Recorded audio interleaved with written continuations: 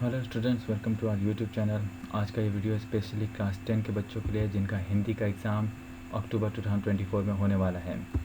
यह part 2 video है। अगर आपने अभी तक हिंदी का पार्ट 1 वीडियो जो कि अक्टूबर 2024 के लिए है अभी तक नहीं देखा है तो आपको इस वीडियो के आई बटन में आपको पार्ट 1 वीडियो का लिंक मिल जाएगा और इस वीडियो के डिस्क्रिप्शन बॉक्स में भी आपको पार्ट 1 वीडियो का लिंक मिल जाएगा। आप पार्ट 1 वीडियो को पूरा देखिए, उससे और पार्ट 2 वीडियो के जो नोट्स हैं इन दोनों से आप बहुत अच्छे से पढ़ाई कीजिए। बहुत सारे क्वेश्चन आपके एग्ज़ाम्स में इम्पॉर्टेंट हो सकते हैं। तो चलिए इस वीडियो को पूरा देखिए।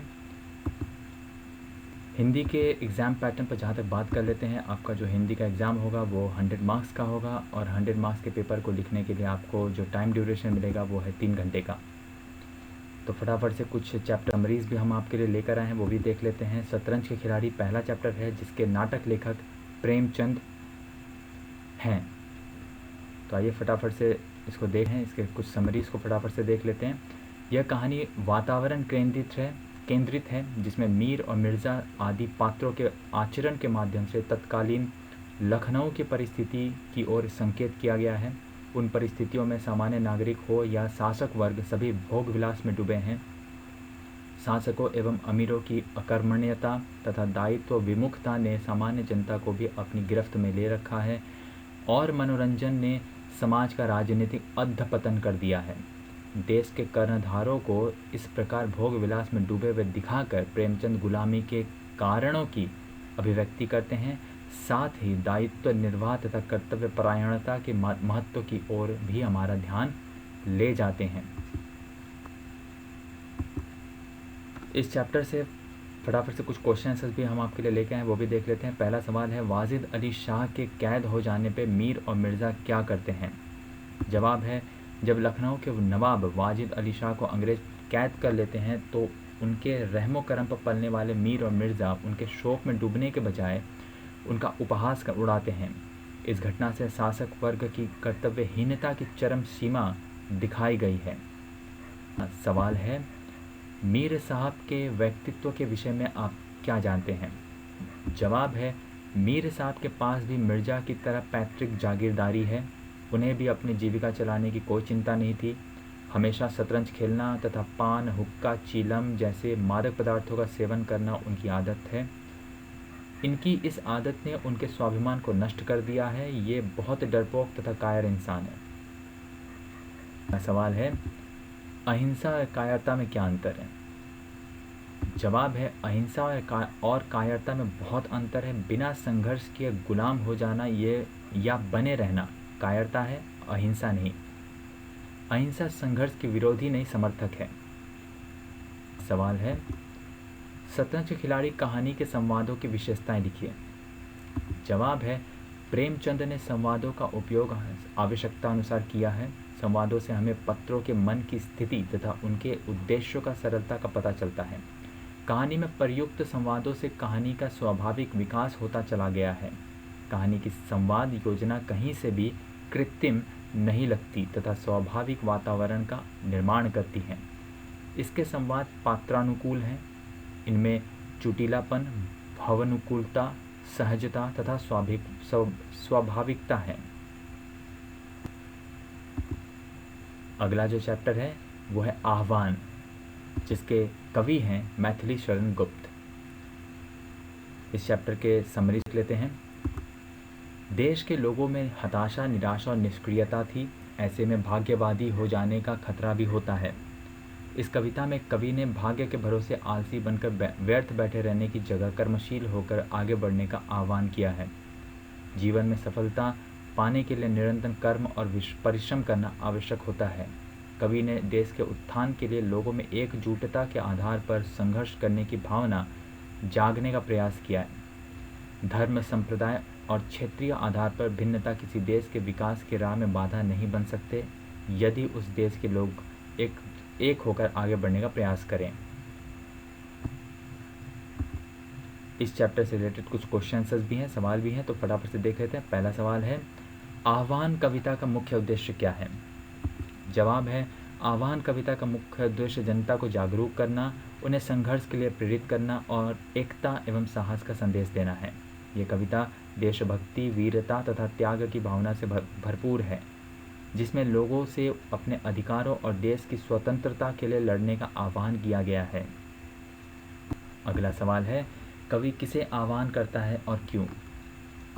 जवाब है, कवि देशवासियों, विशेष रूप से युवाओं को आह्वान करता है कि वे देश की स्वतंत्रता और विकास के लिए अपनी पूरी शक्ति और साहस के साथ आगे आएं। कवि यह संदेश देना चाहता है कि देश की उन्नति के लिए संघर्ष और समर्पण आवश्यक है। अगला सवाल है, कविता में किस प्रकार की चुनौतियों का उल्लेख किया गया है?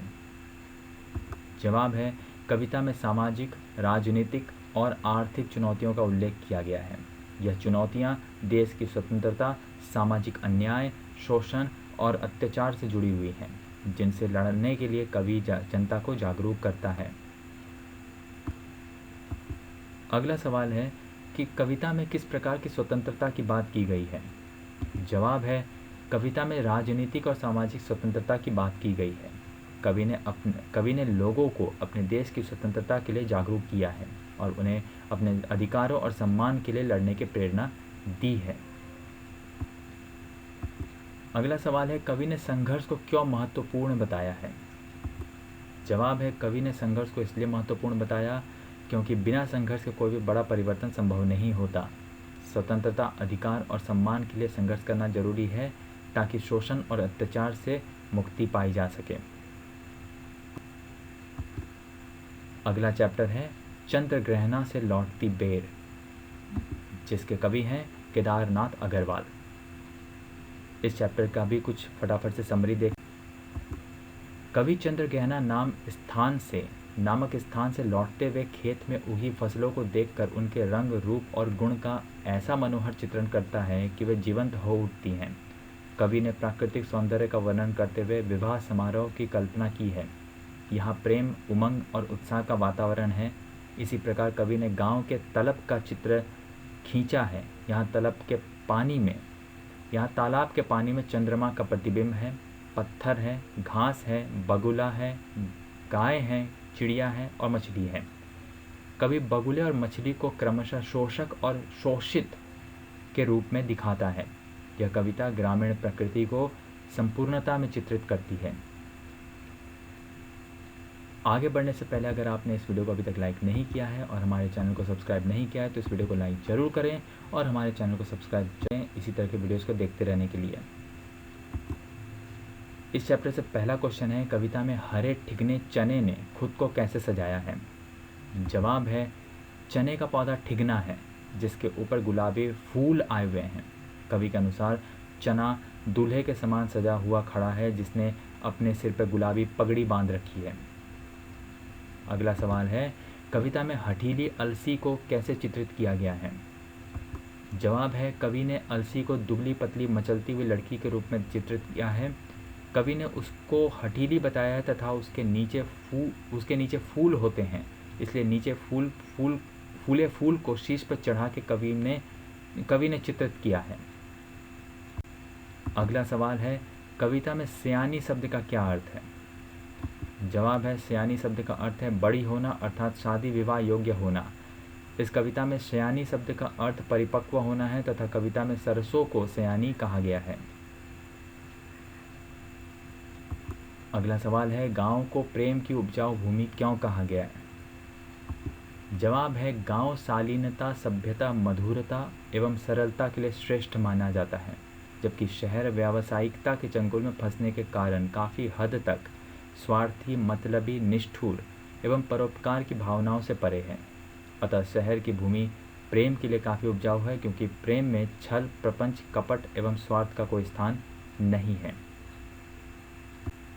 इस वीडियो में फ़िलहाल इतना ही। अगर आपको ये वीडियो पसंद आया हो तो इस वीडियो को लाइक ज़रूर करें और हमारे चैनल को सब्सक्राइब जरूर करें। मिलते हैं आपसे नेक्स्ट वीडियो में। Thank you so much for watching.